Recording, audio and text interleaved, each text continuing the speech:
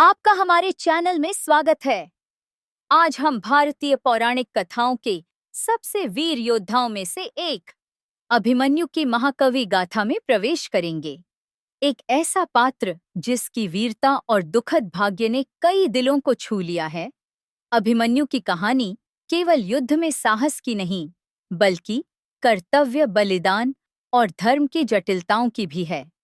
आइए हम उनकी जिंदगी, उनकी लड़ाइयों और उनके द्वारा छोड़ी गई विरासत का अन्वेषण करें।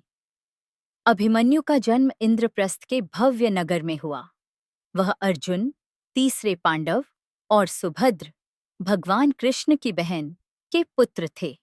उनका जन्म एक महान उत्सव के रूप में मनाया गया, न केवल इसलिए कि वह एक महान योद्धा के पुत्र थे, बल्कि इसलिए भी कि उन्होंने देवताओं की वंश परंपरा को आगे बढ़ाया। जब सुभद्र गर्भवती थीं, अर्जुन ने उन्हें युद्ध कौशल की शिक्षा दी। एक दिन जब उन्होंने चक्रव्यूह की जटिलताओं का वर्णन किया, तब सुभद्र सो गईं। अर्जुन को यह नहीं पता था कि उनके गर्भ में अभिमन्यु ने इस ज्ञान को आत्मसात कर लिया था, लेकिन वह बाहर निकलने का तरीका नहीं जान पाए। यह अधूरा ज्ञान बाद में उनके भाग्य को आकार देगा। युवा अभिमन्यु ने अपने अधिकांश समय द्वारका में बिताया, जहां उन्हें अपने मामा भगवान कृष्ण और बलराम का प्यार मिला। कृष्ण और बलराम ने व्यक्तिगत रूप से अभिमन्यु को राज्य प्रबंधन, दर्शन और विशेष रूप से युद्ध कला में प्रशिक्षित किया। वह एक तेज छात्र थे और एक जन्मजात योद्धा थे। उन्होंने धनुष बाण चलाने, रथ युद्ध और अन्य युद्ध कौशल में महारत हासिल की। कृष्ण के साथ उनकी गहरी मित्रता थी। कृष्ण ने अभिमन्यु की महानता की संभावनाओं को देखा और उनके धर्म के प्रति समर्पण को बढ़ावा दिया। जैसे जैसे पांडवों और कौरवों के बीच तनाव बढ़ा, युद्ध अनिवार्य हो गया। अभिमन्यु ने अपने पिता और चाचाओं के साथ लड़ाई में शामिल होने की मजबूत भावना महसूस की। केवल 16 वर्ष की आयु में वह न्याय और धर्म के लिए लड़ने के लिए तैयार थे। उनकी साहसिकता ने उन्हें वीर योद्धाओं की पंक्ति में स्थान दिलाया। युद्ध का 13वां दिन एक महत्वपूर्ण मोड़ था।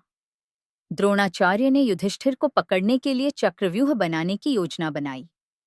अर्जुन को जयद्रथ द्वारा धोखे से युद्धभूमि से दूर किया गया था, जिससे पांडवों में हड़कंप मच गया।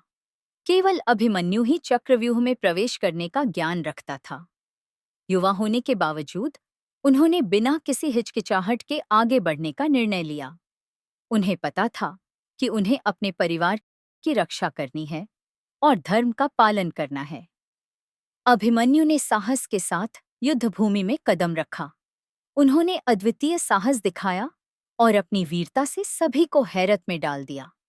उनके तीर सटीकता से अपने लक्ष्य पर लगे। हालांकि जैसे जैसे वह चक्रव्यूह के भीतर लड़ते गए, दुखद घटनाएं घटित हुईं। जब कई कौरव योद्धाओं ने उन पर एक साथ हमला किया, यह युद्ध नियमों का उल्लंघन था। थकावट और गंभीर चोटों के बावजूद अभिमन्यु ने लड़ाई जारी रखी। एक दिल तोड़ने वाली घटना में अभिमन्यु अपनी अद्भुत कोशिशों के बावजूद अंततः संख्या के दबाव से व्याकुल हो गए। वह जमीन पर गिर पड़े, लेकिन उन्होंने अद्वितीय वीरता दिखाई। उनकी मृत्यु ने पांडव शिविर को झकझोर दिया। यह उनके परिवार के सदस्यों में बदले की आग भर देती है। अभिमन्यु का बलिदान न्याय और धर्म का प्रतीक बन गया है। एक ऐसा उदाहरण जो हमें सिखाता है कि सच्ची वीरता क्या होती है।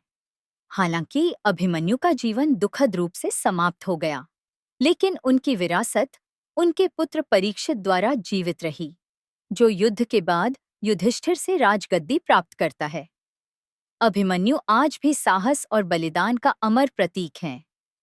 यह याद दिलाते हुए कि सच्ची वीरता उम्र या अनुभव से नहीं मापी जाती, बल्कि किसी व्यक्ति के चरित्र और अपने धर्म के प्रति समर्पण से होती है।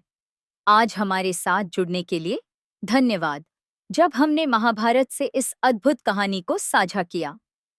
यदि आपको यह वीडियो पसंद आया या आपने अभिमन्यु की विरासत के बारे में कुछ नया सीखा है, तो कृपया इस वीडियो को लाइक करें और हमारी सांस्कृतिक धरोहर से जुड़ी अधिक कहानियों के लिए सब्सक्राइब करें।